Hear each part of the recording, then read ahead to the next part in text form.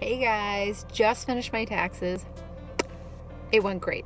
I mean, I could not have planned anything better than what it was. So, honestly, go out, get your taxes done. I guarantee you're going to feel better that it's all done. There will be no unknowns, and hopefully, you'll have some extra cash.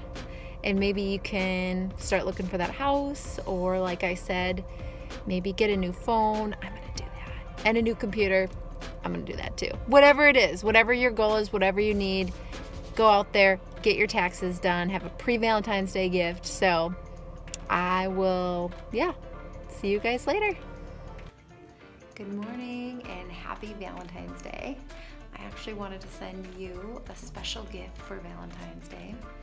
I know that we worked together on the house, and there's this little document you get at the end of closing, and it's called an ALTA.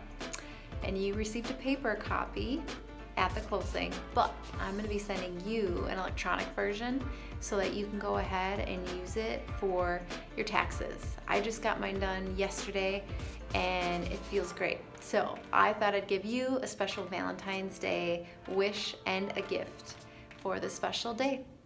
I hope you have a great day.